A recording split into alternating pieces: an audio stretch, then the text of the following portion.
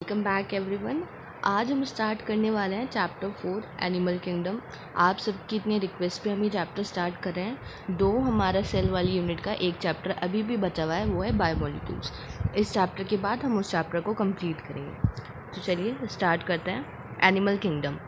When you look around, you will observe different animal with different structure and the forms.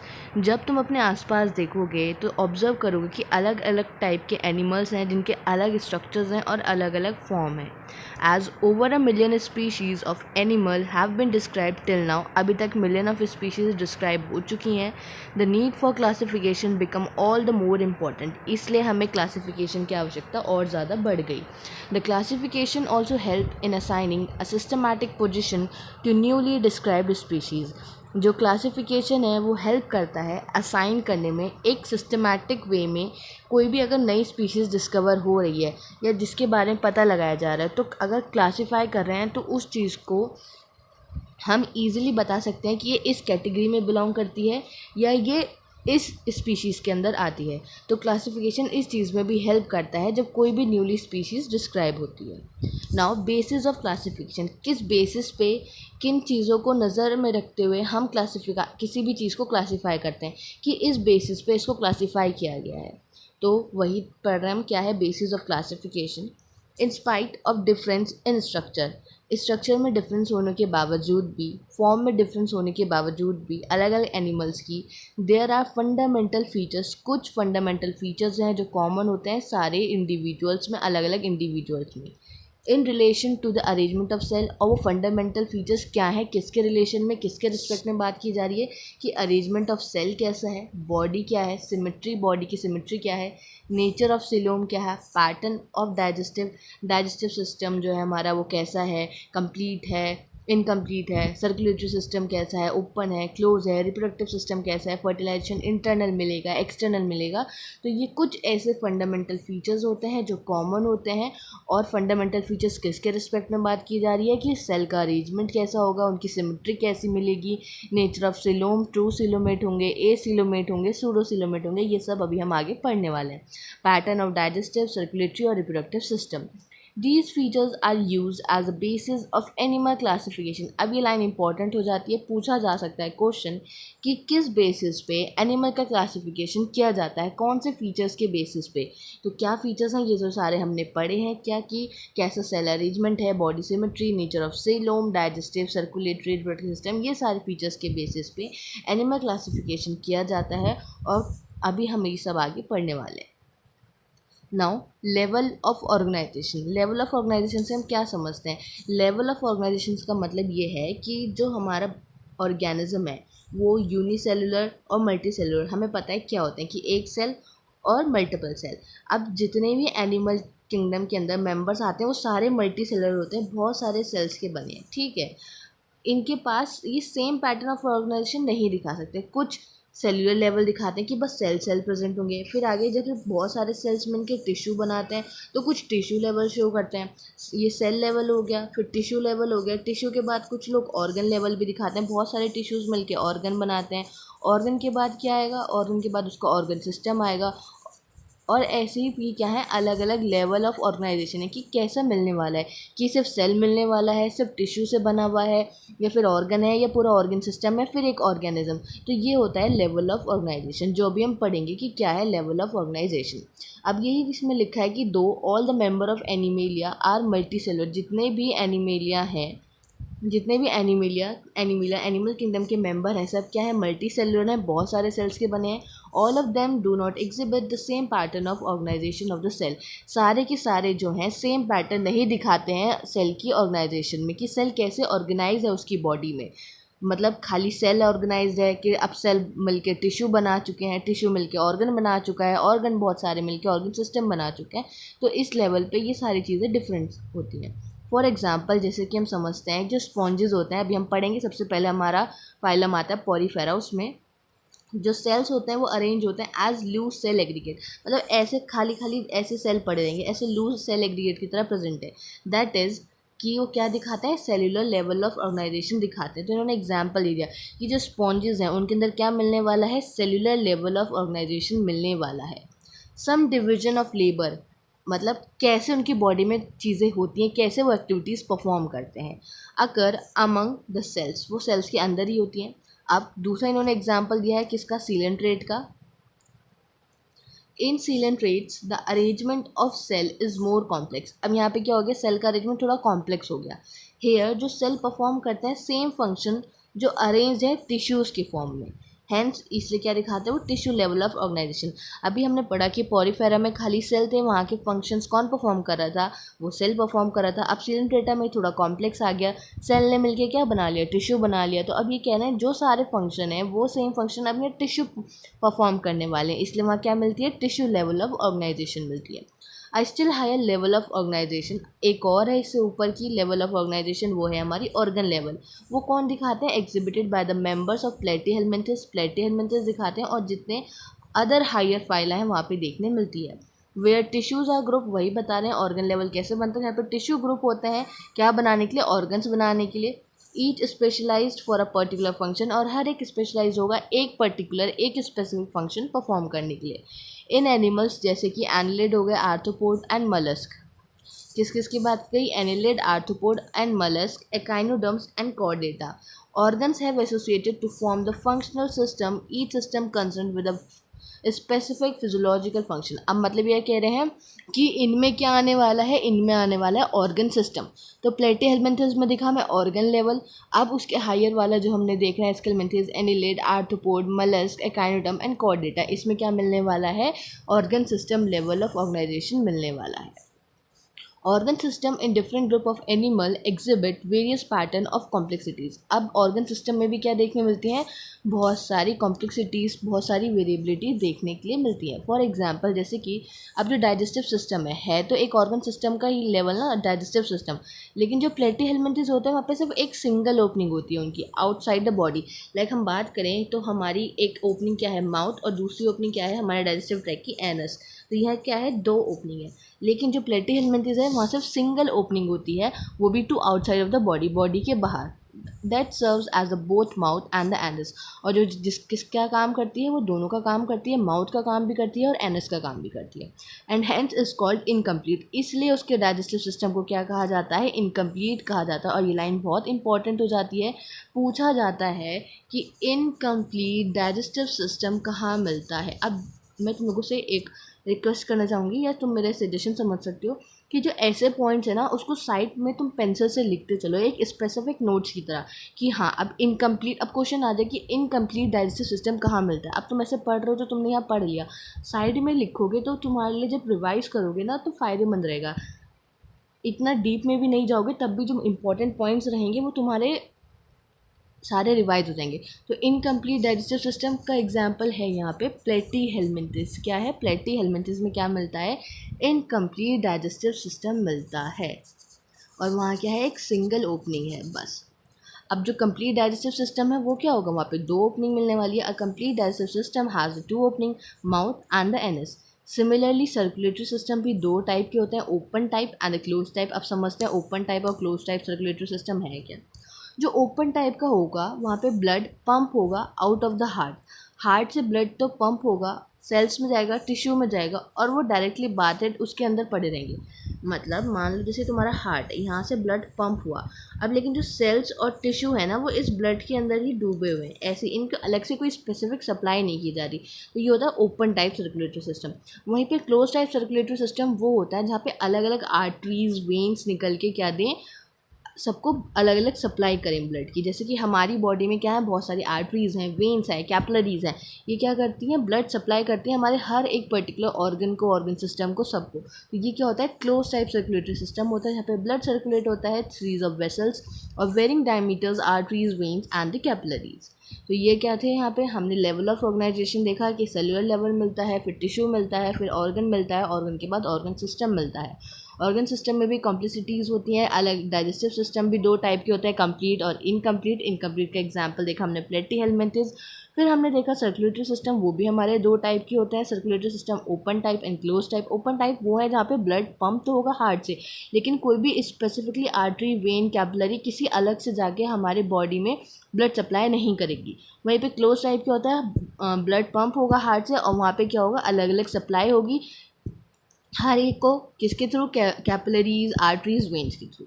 अब हमने ये भी देखा था कि जो हमारा डाइजेस्टिव सिस्टम था दो टाइप का देखा, इनकम्प्लीट एंड कंप्लीट। तो इनकम्प्लीट क्या है, जहाँ पे सिर्फ सिंगल ओपनिंग हो और वही दोनों का काम करी थी, जैसे कि प्लेटीहेल्मिन्थेस। और कंप्लीट क्या होता है, जहाँ पे दो ओपनिंग होती है, माउथ अलग एंड एनस अलग। तो ये अभी तक हमने देखा लेवल ऑफ ऑर्गेनाइजेशन में। अब हम चलेंगे सिमेट्री की तरफ कि सिमेट्री क्या होती है। Animal can be categorize on the basis of their symmetry. Animals को हम उनकी सिमेट्री की बेसिस पे भी कैटेगराइज कर सकते हैं। सिमेट्री का मतलब होता है, जैसे यहाँ डायग्राम में तुमको दिखा रखा है कि ये एक क्या है, ऑर्गेनिज्म है। अब तुम उनको बीच में से काटो ऐसे तो इक्वल इक्वल पार्ट्स में बट जाएगा ना, दैट इज सिमेट्री। कि अगर तुम किसी चीज़ को काट रहे हो तो कितने पार्ट्स में टूट रहा है, कितने पार्ट्स में डिस्ट्रीब्यूट हो रहा है, तो उसे कहते हैं सिमेट्री। तो एनिमल को सिमेट्री की बेसिस पे भी कैटेगराइज किया गया है। जैसे कि स्पॉन्जेस जो होता है मोस्टली एसिमेट्रिकल होते हैं। ऐसा सा स्पॉन्ज होता है ना, स्पॉन्ज को तुम जैसे मान सकते हो बर्तन मारने वाला जो स्पॉन्ज आता है वैसे मान लो। अब तुम उसको काटोगे तो इक्वल इक्वल कटेगा कहीं से, उसकी कोई सिमेट्री नहीं होती, वो ऐसी होता है। तो यहाँ दिया गया है कि स्पॉन्जेस में क्या होता है, मोस्टली एसिमेट्रिकल होते हैं। That is any plane that passes through the centre does not divide them into equal halves. अब तुम उसको ऐसे सेंटर से पास कर दो, वो उसको किसी भी जगह से, तो वो उसको दो इक्वल हाफ्स में डिस्ट्रीब्यूट नहीं करने वाला, दैट इज एसिमेट्री। वहीं पे अगर किसी भी प्लेन से हम पास करें,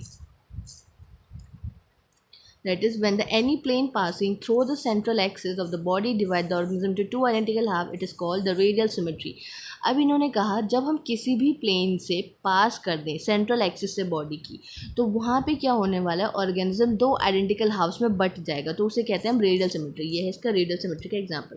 देखो सेंटर से इसको डिस्ट्रीब्यूट किया जा रहा है, और किसी भी प्लेन से अगर तुम ये वाला प्लेन उठा के देखो तो तुम इस प्लेन से काटोगे तो भी वो दो इक्वल हाफ्स में बट जाएगा। तुम ये वाला प्लेन उठाओगे इस एंगल से देखोगे तो भी वो दो इक्वल हाफ्स में क्या होगा, डिस्ट्रीब्यूट हो जाएगा। तो इनकी कहने का मतलब ये है कि हम अगर किसी भी प्लेन से काटें, चाहे एक्स एक्सिस वाई या जेड कोई भी प्लेन ले लें, इनसाइड आउटसाइड, तो वो वहाँ पे ऑर्गेनिज्म दो इक्वल हाफ्स में डिस्ट्रीब्यूट होगा।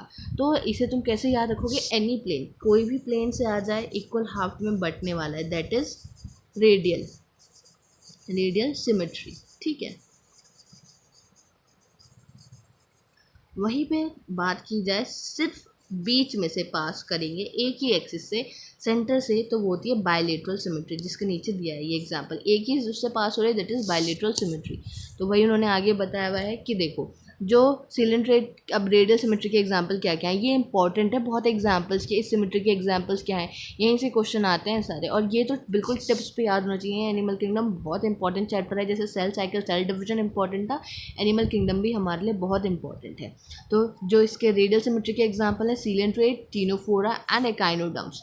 अभी एकाइनोडर्म्स का एक वो पढ़ेंगे हम, इसमें एक एक्सेप्शन होता है एकाइनोडर्मेटा में, अभी आगे देखेंगे। तो रेडियल सिमेट्री के एग्जांपल है हमारे Coelenterata, Ctenophora and echinoderms. Have this kind of body plan. इनका बॉडी प्लान क्या होता है, रेडियल सिमेट्री का होता है। अब नीचे देखते हैं एनिमल लाइक, जैसे कि एनिलिड, आर्थ्रोपोड एक्सेट्रा। अब मतलब एकाइनोडर्म्स हैं, एकाइनोडर्म्स का एक एक्सेप्शन है। वहीं पे अब तुम चलो सीलेंट्रेटा, टीनोफोरा को छोड़ो, अब तुम चलते हो किसकी तरफ, एनिलिड, आर्थ्रोपोड, इन सब की तरफ। तो यहाँ क्या मिलने वाला है, तुमको मिलेगी यहाँ पे बायलेटरल सिमेट्री। क्या मिलेगी, बायलेटरल सिमेट्री। और इसका मतलब क्या है, जब बॉडी डिवाइड हो आइडेंटिकल लेफ्ट और राइट हाफ में सिर्फ एक ही प्लेन के थ्रू, जैसे भी मैंने समझाया था, एक ही बीच में से एक ही प्लेन है, उसी प्लेन से सिर्फ पास हो रही है और दो left and right equal halves में डिस्ट्रीब्यूट हो रही है, वो होती है बायलेटरल सिमेट्री। तो तीन टाइप की हमने यहाँ पे सिमेट्री देखी। पहली देखी एसिमेट्री, एसिमेट्री का एग्जांपल था स्पॉन्जेस।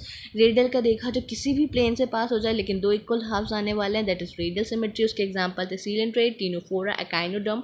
और बायलेटरल सिमेट्री में हमने देखा identical left and right half में डिस्ट्रीब्यूट हो जाती है, दैट इज बायलेटरल सिमेट्री। अब हम चलते हैं डिप्लोब्लास्टिक एंड ट्रिप्लोब्लास्टिक ऑर्गेनिज्म क्या है, जो अभी हमने देखा था ऊपर, वो हम पढ़ेंगे।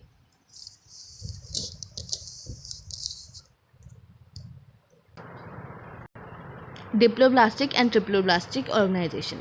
Animal in which the cells are arranged in two embryonic layer, an external ectoderm and internal endoderm, are called diploblastic. अब देखो हमारी तीन लेयर्स होती हैं, सबको पता है, एक्टोडर्म, एंडोडर्म एंड मीजोडर्म। ठीक है।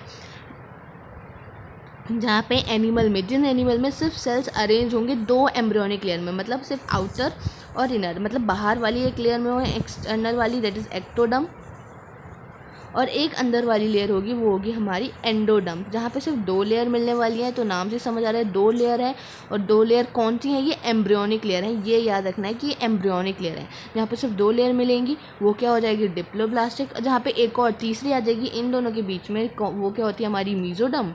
यहाँ पे एक और आ जाएगी तीसरी मीजोडर्म, तो ये क्या बन जाएंगे, ट्रिप्लोब्लास्टिक। तो यही होते हैं डिप्लोब्लास्टिक और ट्रिप्लोब्लास्टिक। डिप्लोब्लास्टिक वो जहाँ सिर्फ 2 लेयर मिल रही हैं, ट्रिप्लोब्लास्टिक जहाँ 3 लेयर मिलती हैं, ectoderm, endoderm and mesoderm. Ecto और एंडो के बीच में जब मीजोडर्म आएगी तो बन जाएगा ट्रिप्लोब्लास्टिक, जब एक्टो और एंडो रहेंगी तो वो रहेगा डिप्लोब्लास्टिक। अब डिप्लोब्लास्टिक के एग्जाम्पल्स क्या है, सीलेंट्रेटा। कहाँ मिलती है डिप्लोब्लास्टिक, सीलेंट्रेटा में। अब फिर कह रहे हैं एन अनडिफ्रेंशिएटेड। अनडिफ्रेंशिएटेड क्यों, क्योंकि वो डिफ्रेंशिएट नहीं हुई, अभी स्पेशलाइज नहीं हुई। तो एक अनडिफ्रेंशिएटेड लेयर मिलती है दैट इज़ मीजोग्लिया, जो इनके बीच में प्रेजेंट हो जाती है एक्टोडर्म और एंडोडर्म, जो दिखा रखी है इन्होंने फिगर 4.2a के बीच में। ये देखो ये दिखा रखी है, ये क्या है, मीजोडर्म आ गई। ये वाली क्या है, अंदर वाली एंडोडर्म है, बाहर वाली क्या है, एक्टोडर्म है। तो ये क्या बन जाते हैं, ट्रिप्लोब्लास्टिक। आगे वही बताया गया, उसे क्या कहते हैं हम, ट्रिप्लोब्लास्टिक कहते हैं। Those animal in which developing embryo has a third germinal layer, ऐसे एनिमल जहाँ पे डेवलपिंग एम्ब्रियो के पास तीसरी जर्मिनल लेयर मिलती है उसे कहते हैं मीजोडर्म, और लेयर का नाम है मीजोडर्म। और कहाँ प्रेजेंट होती है, एक्टो और एंडोडर्म के बीच में, और उनको कहा जाता है ट्रिप्लोब्लास्टिक एनिमल। ट्रिप्लोब्लास्टिक एनिमल कौन होता है, प्लेटीहेल्मिन्थिस से लेकर कॉर्डेट्स तक। ठीक है, तो ये भी इंपॉर्टेंट है याद रखना कि डिप्लोब्लास्टिक का एग्जाम्पल क्या था, सीलेंट्रेटा, एंड ट्रिप्लोब्लास्टिक के एग्जाम्पल है प्लेटीहेल्मिन्थिस से लेकर कॉर्डेट्स तक। और इसमें एक चीज़ और बहुत इंपॉर्टेंट है, हमें सारे फाइलम का सीक्वेंस याद होना चाहिए, क्योंकि ये जो चीज़ें हैं जब सीक्वेंस याद होगा तो आसानी से हम कर पाते हैं कि अच्छा सीलेंट्रेटा में ये था, उसके बाद के सारे में क्या मिलने वाली है, ट्रिप्लोब्लास्टिक मिलने वाली है, इतने में ये सिमेट्री थी, बाकी सब में वो सिमेट्री मिलने वाली है। तो इसके लिए सबसे इंपॉर्टेंट है सीक्वेंस याद होना कि फाइलम क्या क्या प्रेजेंट है। नेक्स्ट चलते हैं हम सीलोम की तरफ। अब सीलोम क्या है, प्रेजेंस और एब्सेंस ऑफ अ कैविटी। किसकी, कैविटी का प्रेजेंट होना या एब्सेंट होना between the body wall and the gut wall is very important in classification.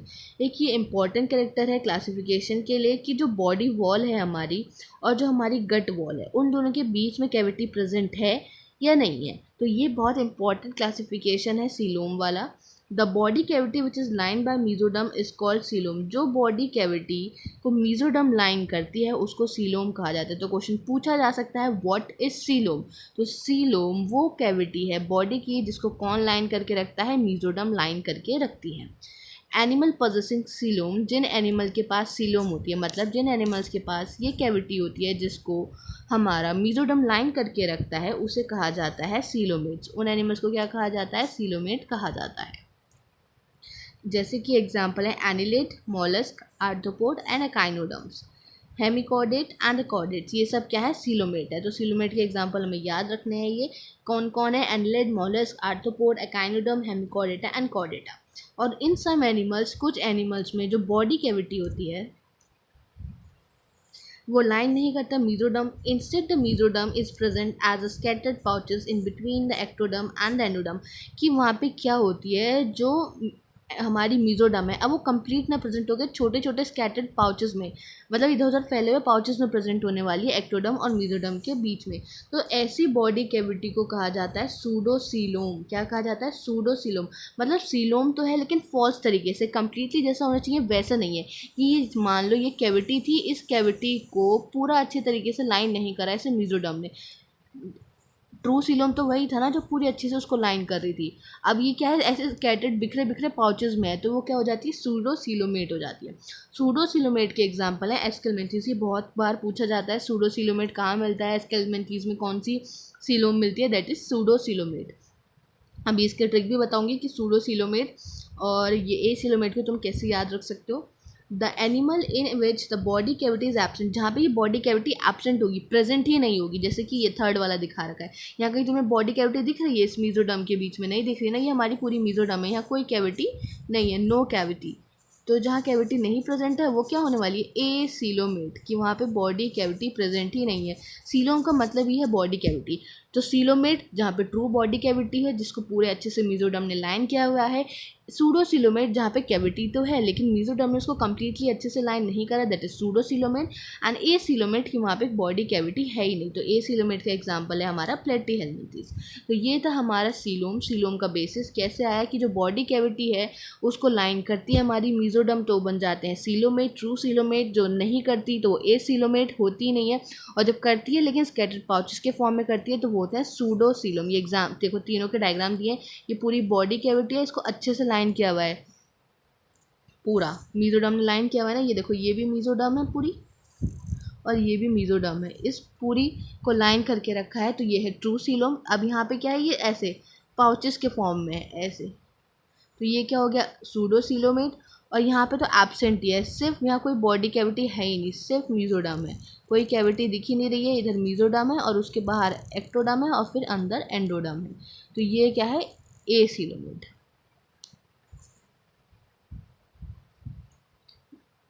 ये थी हमारी क्या एक्टोडर्म, ये है हमारी मीजो और ये है हमारी अंदर वाली एंडो, तो ये क्या है ए सीलोमेट। अब देखो तुम कैसे याद रख सकते हो, A P N P A, मतलब जहाँ पी आ रहा है वहाँ हमेशा ए आएगा, पी के साथ ए आएगा, मतलब प्लेटीहेल्मिंथेस है। इस तरीके से बात करूँ, प्लेटीहेल्मिंथेस फाइलम है, प्लेटीहेल्मिंथेस फाइलम में पी आ रहा है तो उसके साथ ए आएगा, मतलब वो क्या होंगे ए सीलोमेट होंगे। नेक्स्ट फाइलम है हमारा एस्केलमेंथीज। एस्केलमेंथीज है, ए के साथ क्या आने वाला है, बताओ क्या आएगा ए के साथ, ए के साथ आएगा हमारा ए सीलोमेट। सॉरी मैंने गलत कर दिया, दोबारा देखो, जो प्लेटीहेल्मिंथेस होता है, प्लेटीहेल्मिंथेस में क्या आ रहा है पी आ रहा है, पी ए प्लेटीहेल्मिंथेस पी ए, तो क्या मिलेंगे वो ए सीलोमेट होंगे। नेक्स्ट है हमारा एस्केलमेंथेस। एस्केलमेंथेस उसके साथ आएगा ए पी, मीन्स उसमें क्या मिलने वाला है सूडोसीलोमेट। तो ये इसकी ट्रिक है इसको याद करने की। हमारा फाइलम है एस्केलमेंथेस, एस्केलमेंथेस ए से स्टार्ट होता है तो उसमें क्या आएगा पी मतलब सूडोसीलोमेट।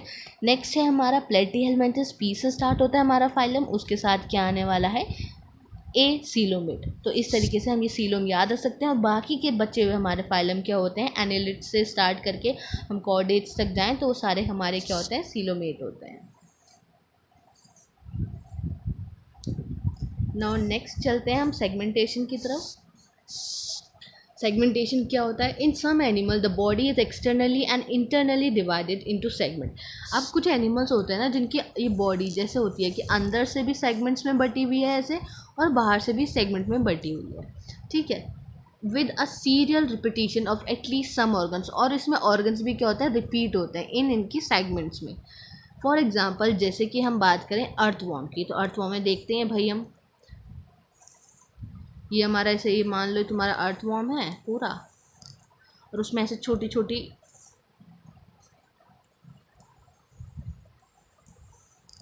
ये छोटू सा अर्थवॉर्म है, इसके अंदर से बहुत सारी लाइंस होती हैं जो इंटरनली और एक्सटर्नली ऐसे ही लाइंस होती हैं पूरी इसके अंदर। तो इसमें और रिपीटिशन होता है सारे ऑर्गन्स का, एटलीस्ट कम से कम रिपीट तो होंगे ऑर्गन्स। ये इसकी कैरेक्टरिस्टिक है कि सेगमेंट्स में बटा है अंदर से भी बाहर में भी, और इसके अंदर क्या रिपीट होने वाले हैं, इसके ऑर्गन्स रिपीट होने वाले हैं। The body shows this pattern called metameric segmentation, और इस सेगमेंटेशन को क्या कहा जाता है, ये जो लाइनें हैं इनको कहा जाता है मेटामेरिक सेगमेंटेशन। मेटामेरिक सेगमेंटेशन ये इंपॉर्टेंट है, ये क्वेश्चन पूछा गया है पीवाईक्यू देखना तुम, उसमें क्वेश्चन पूछा गया कि मेटामेरिक सेगमेंटेशन कहाँ देखने मिलेगा, और इस फेनोमेना को कहते हैं मेटामेरिज्म। तो ये दोनों चीज़ें अलग अलग हैं, इन लाइंस का प्रेजेंट होना इन क्या कहा जाता है मेटामेरिक सेगमेंटेशन, ये जो प्रेजेंट है, और ये जो प्रेजेंट है इस फिनोमेना को कहा जाता है मेटामेरिज्म। क्या कहा जाता है metamerism, metameric segmentation and metamerism. तो ये क्या है इंपॉर्टेंट चीज़ है, इसको अभी आगे तुम पढ़ोगे मेटाजेनेसिस भी, तो इन सब चीज़ों में कंफ्यूज नहीं होना है, तभी कह रही हूँ इनको साइड में लिख लो, ऐसी चीज़ों को जो कन्फ्यूजन क्रिएट करती हैं। जैसे कि हमने पढ़ा ट्रू सीलोमेट, सूडो सीलोमेट, ए सीलोमेट, मैंने उसकी ट्रिक बताई, उसको लिख लो ताकि वो याद हो जाए। सिमेट्री पढ़ी, सिमेट्री के एग्जांपल्स लिख लो साइड में, क्योंकि यहाँ ऐसे हैं कि पूरे पैराग्राफ की फॉर्म में कभी एक आध लाइन मिस हो जाती है तो फिर क्वेश्चंस करने में दिक्कत होती है। तो इनको तुम पॉइंट्स के फॉर्म में लिख सकते हो ताकि तुम्हारे लिए आसानी रहे, ताकि तुम बार बार जब इसको रिवाइज करो तो ईजिली बिना टाइम वेस्ट करे रिवाइज कर पाओ। इसलिए कह रही हूँ साइड में नोट्स में जहाँ तुम चाहो वहाँ लिख लो इसको। Now notochord notochord is a मेसोडर्मली derived rod like structure. Notochord क्या है? एक रॉड लाइक स्ट्रक्चर है जो मीजोडर्मली, मतलब हमारी जो थर्ड जर्मिनल लेयर थी मीजोडर्म, वहाँ से ड्राइव हुआ है। कहाँ बनता है? डोर्सल साइड, मतलब पीछे की तरफ बनता है। कब? एम्ब्रियोनिक डेवलपमेंट, जब एम्ब्रियो का डेवलपमेंट चल रहा होता है, वो भी कुछ एनिमल्स में। Animals with the notochord are called chordates. अब ये क्या बता रहे हैं? जहाँ पे नोटोकॉर्ड प्रेजेंट होता है उन एनिमल्स को क्या कहा जाता है? कॉर्डेट्स कहा जाता है। तो नोटोकॉर्ड जहाँ प्रेजेंट है वो कॉर्डेट्स हैं, जहाँ पे नहीं होता वो क्या कहलाए जाते हैं? नॉन कॉर्डेट्स कहा जाते हैं। अब ये भी बहुत इंपॉर्टेंट है, याद रखना कि कॉर्डेट्स कौन है और नॉन कॉर्डेट्स कौन है। तो नॉन कॉर्डेट्स कौन है? हमारे पॉरीफेरा से लेके एकाइनोडर्म्स तक बेसिकली, ठीक है। तो क्यों बोला गया इनको नॉन कॉर्डेट? क्योंकि यहाँ पे नोटोकॉर्ड नहीं मिलता। Now classification of animals. Animals को कैसे क्लासीफाई किया गया है? The broad classification of animal based on a common fundamental feature. हमने पढ़ा था, ये वही लिखा रहे हैं कि प्रीसीडिंग सेक्शन में आप पढ़ के आए हो, किस बेसिस पे करते हैं? कॉमन फंडामेंटल फीचर्स पे करते हैं, जो भी हम पढ़ के आए हैं कि सिमेट्री, ऑर्गेनाइजेशन, उसका सिस्टम, ऑर्गेनिक सिस्टम, कैसे क्या क्या सब कुछ है। तो ये क्या है? किंगडम। कौन सा किंगडम? एनिमेलिया। क्या है वो? Multi cellular.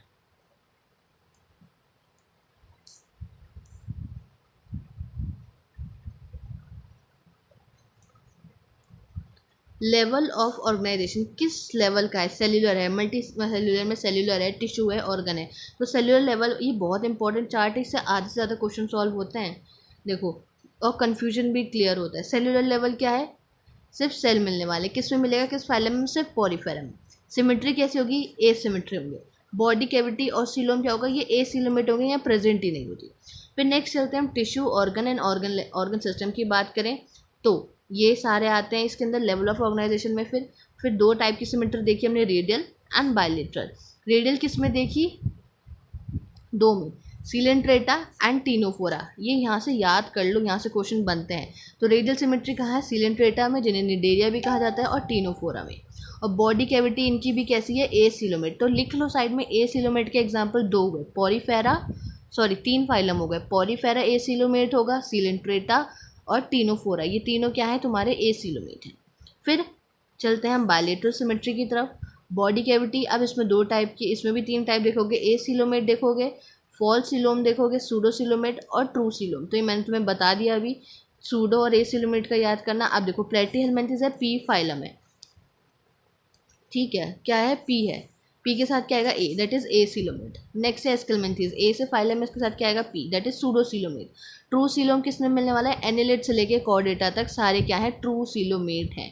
तो ये सब इंपॉर्टेंट है, हमें याद रखना है। ए सिलोमेट के एग्जाम्पल पॉरीफेरा, सिलेंट्रेटा, टीनोफोरा, ये तो है, इनमें नहीं मिलती कोई भी body cavity. Body cavity start ही कहाँ से हो रही है हमारी? अगर सही मायने में दिख रहा है ट्रू सीलोम, तो एनिलीड से कॉर्डेटा, उसके ऊपर के दो फाइलम है, दैट इज प्लेटीहेलमिन्थेस एंड एस्केलमेंथेस। उसकी ट्रिक मैंने बताई है, Platyhelminthes P, that is a मिलेगा उसमें, ए सिलोमेट। एस्केलमेंथेस ए से है तो उसमें पी मिलेगा, दैट इज सूडोसिलोमेट। तो ये इंपॉर्टेंट है बहुत ज़्यादा। अब देखो नीचे मैंने कहा था ना, एकाइनोडर्म में एक एक्सेप्शन आता है, वो पढ़ते हैं क्या आता है। Echinodermata exhibit radial and bilateral symmetry. जो एकाइनोडर्म है वो रेडियल और बायलेटरल दोनों सिमेट्री दिखाता है। यहाँ पे लगाया ना इसके ऊपर स्टार की, एक्सेप्शन है, डिपेंडिंग ऑन द स्टेज, उसकी स्टेज पे डिपेंड करता है कि कहाँ पे, अगर उसका वो चल रहा है, लार्वल स्टेज चल रही है तो वहाँ कौन सी सिमेट्री मिलेगी, और एडल्ट वाली स्टेज है तो वहाँ कौन सी सिमेट्री मिलने वाली है। तो लार्वा को हम कैसे कह सकते हैं? उसका बचपन। तो बचपन में क्या मिलने वाली है? उसकी बायलेटरल सिमेट्री। बचपन में उसको बायलेटरल सिमेट्री मिलती है, लेकिन उसकी एडल्ट फॉर्म में क्या मिलती है? रेडियल सिमेट्री देखने मिलती है। तो ये इसका एक एक्सेप्शन है कि हम देख रहे हैं हायर फाइलम में समय बायलेटरल है, लेकिन इसमें क्या है? रेट्रोग्रेसिव चीज़ है, मतलब ये पुराने की तरफ जा रहा है। बचपन में तो काफ़ी एडवांस है, बायलेटरल सिमेट्री है मिल रही है, बी फॉर बचपन, बी फॉर बायलेटरल, लेकिन एडल्ट फॉर्म में क्या मिल रही है? उसके पास रेडियल सिमेट्री मिल रही है।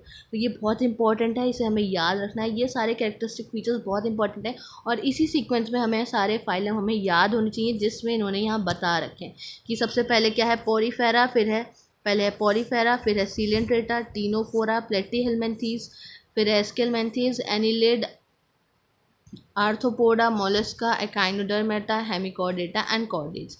ये सारे इसी सीक्वेंस में याद होने चाहिए। ये टेबल पूरा चार्ट हमें याद होना चाहिए कि भाई लेवल ऑफ ऑर्गेनाइजेशन सेल्यूलर कहाँ मिलने वाला है, जैसे पोरिफेरम मिलेगा, फिर 2 टिश्यू की बात करी कहाँ मिलेगा, सीलेंट्रेटा, टीनोफोरम मिलेगा, प्लेटीहेल्मिन्थेस में ऑर्गन मिलेगा, हम पढ़ के आए, बाकी सब में स्टार्ट हो जाएगा ऑर्गन सिस्टम वाला। अब जिसमें भी हमने देखा था प्लेटीहेल्मिन्थेस का क्या एग्जाम्पल था, इनकम्प्लीट डाइजेस्टिव सिस्टम था वहाँ पे, ये देखा हमने। तो ये जो चीज़ें हैं ये बहुत इंपॉर्टेंट है, यहाँ से हर बार हर साल क्वेश्चन बनते हैं। और एनिमल किंगडम चैप्टर काफ़ी बड़ा है और उतना ही इंपॉर्टेंट है, यहाँ पे बहुत क्वेश्चन बनते हैं और ऐसे ही लाइन से उठा के बनते हैं ये सारे। तो यहाँ पे हमने क्या देखी है, सारे इसके कैरेक्टरिस्टिक फीचर्स देख लिए। The important characteristic features of different phyla are describe. अब देखो ये सारा क्लासिफिकेशन दे दिया, सब कुछ दे दिया। अब हम नेक्स्ट वीडियो से हम स्टार्ट करेंगे हमारा फाइलम दैट इज़ पोरिफेरा।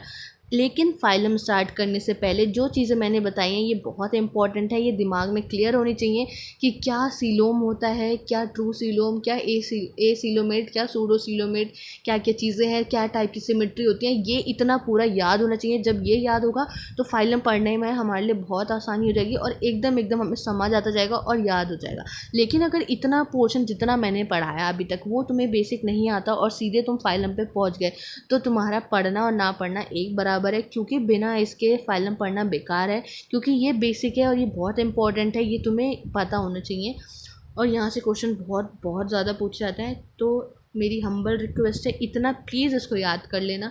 फिर नेक्स्ट वीडियो में हम कंटिन्यू करेंगे फाइलम पोरिफेरा से, तब तक के लिए इसको पढ़ लेना है, ये बहुत इंपॉर्टेंट है। और याद ही करना कि क्या क्या चीज़ें होती हैं, तभी तुम आगे चीज़ें क्लियर कर पाओगे और वही तुम्हारे लिए बेनिफिशियल होगा। चलो मिलते हैं नेक्स्ट वीडियो में, तब तक के लिए थैंक यू, बाय बाय।